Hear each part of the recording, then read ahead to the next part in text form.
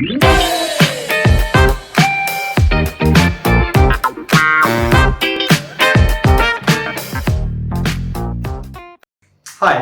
I'd like to share a story from my life to illustrate the principle of win-win.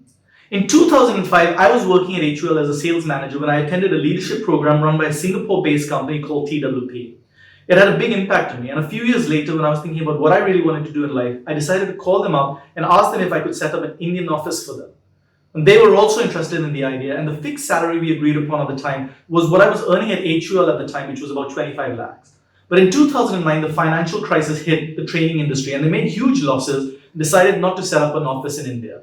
And they said they were changing their business model to insure themselves against economic downturns and they were willing to offer me a job. However, they decided on a model with no fixed cost. So instead of paying me a fixed salary, they said they'd pay me a percentage of the sales I generated in India. And I was pretty uncomfortable with a fully variable income because we just bought a house, we were just about to have our first child, and at that stage of my life, I wanted to have the security of a fixed income. So the choice I had was either go back to the corporate world, could have gone back to HUL, had a good chance of getting to Google at that time, but I really love my work, and so I thought a bit harder, and I thought, well, if TWP only wants to give me a fixed percentage on sales, and I want a fixed salary, then there's only one way that works, is if somehow I fix the revenue.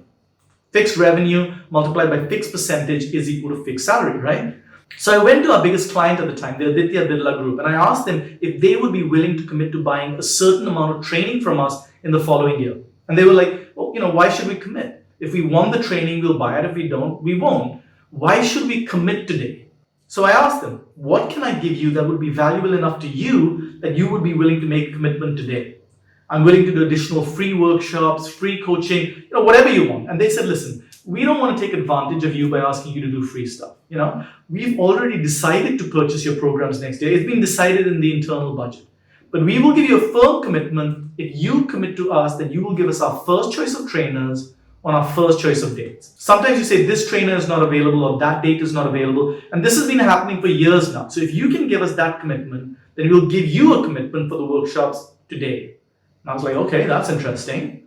And I took a plane to Singapore to meet with the partners of TWP. And I asked them, can I give ABG in India a commitment on your behalf that these trainers will work on these dates for them 1 year in advance? And they said, sure, it's good for us. We'll be able to predict cash flows better, budget our costs. And the trainers we work with will be able to have advanced visibility of their schedules so they can plan their other engagements and holidays. And they'll have greater peace of mind, from knowing that their income in the next year is already arranged. It's great for us. But at the same time, I was still nervous. I have certain strengths. I'm creative, I'm good at research, I enjoy studying psychology. So I felt I could design training programs, but my discipline with respect to filing taxes and other admin issues isn't great. Nor do I enjoy the networking required to build client relationships. Just at this time, one of my friends, Girish, with exactly those skills, discipline and great relationship skills, he came and asked me if he could join the TWP office in India. And I said, I'm sorry, buddy, you know what? TWP has decided not to come to India because of the financial crisis. And he asked me, so what are you doing, Kanishk? And I said, I'm figuring out how to start my own firm. And he said, well, why don't you hire me? And I was like, well, I don't know, man. I can't afford your salary yet. You're earning like 50 lakhs at HUL. And in the first year as an entrepreneur, I don't want to pay that sort of salary since I don't know how much I'm going to be earning, right? And he said, okay, well, don't pay me a fixed salary. How about we become partners and we share the profits? And I wasn't sure about that because a lot of our work requires a deep understanding of psychology. And it takes a few years of training before you can deliver those programs. So I told him I wasn't sure if it made sense to pay him, a large share of the profits when effectively I'd be doing all the training and training him in the first few years. But he really wanted to join and we really got on and I wanted to work with him. So we kept talking and I found out that unlike me, he had already paid off his home loan. And his wife Asha was also an ISB graduate who was earning well. So I offered him a proposition. I said, let's start a company together. I'll give you 50% of the profits. We'll be equal partners, but for the first year, you work for free. In the first year, I desperately want to make sure that I can pay my home loan. After that, I'm sure we can generate enough money, but I'm just worried about the first year of entrepreneurship. In the first year, I'll train you on how to deliver these programs and I'll handle our existing clients. You go out and get new clients. And at the end of that first year, let's assume we'll have enough clients and from that point, we'll share profits equally.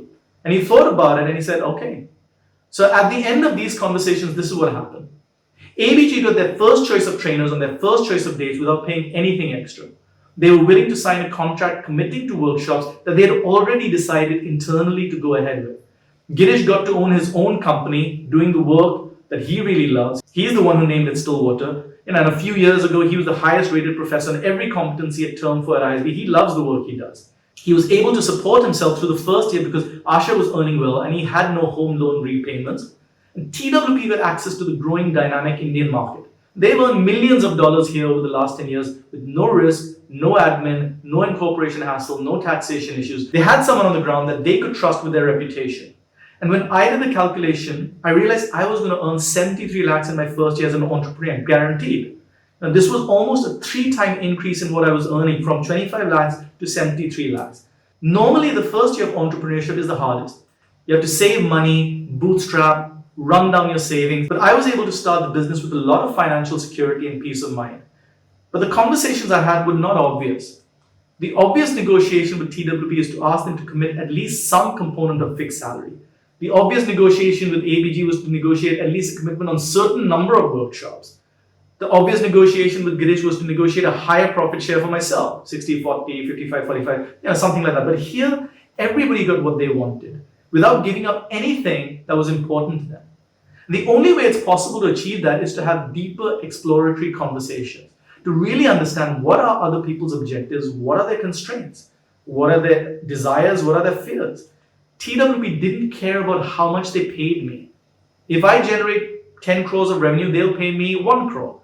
If I generate 100 crores, they'll pay me 10 crores. If I generate 1,000 crores, they'll pay me 100 crores. They didn't care how much they paid me. They just didn't want any fixed costs in India. And I was thinking like an employee who was afraid of losing his fixed salary. But when I started thinking about mutual benefit, I started thinking about opportunities. And I think that's when I really started thinking like an entrepreneur. The point we're trying to land about win-win is not be a nice person. That's not what win-win is about, at least not the way we're talking about it just now. It's not about altruism or charity. It's saying that people will only give you what you want from them if you give them what they want from you. And you can only offer something that's attractive enough to them if you really understood their objectives and constraints. If you see negotiations as win-lose, either I win or they win, or you're either going to try and dominate them or be a martyr. So the win-win concept shows up in business, but it also shows up in our personal lives. For example, Avantika, my wife, would tell me, in the early stages of our marriage, she wants to spend more time with me. And I feel like I have to give up my hobbies in order to be a good husband, to make her happy. And so I would have this depressed look on my face at times. And it took me nearly 10 years to realize that she wasn't interested as much with the amount of time as she was with the quality. So she was fine if we only went to dinner once or twice a week, but she was like, at that time, don't check your messages. And so I was able to be fully present with her and spend time on my hobbies, but only when I really listened and understood what was important to her and what wasn't. Here's the exercise for this lesson, and consider these questions in the context of both your professional and your personal life.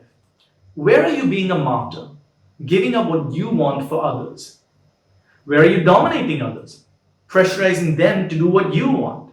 And what would be a win-win solution that you could create in these relationships by giving them something that is not critical for you, but is important for them? And getting something that is not critical for them, but important for you. What would be a win-win relationship?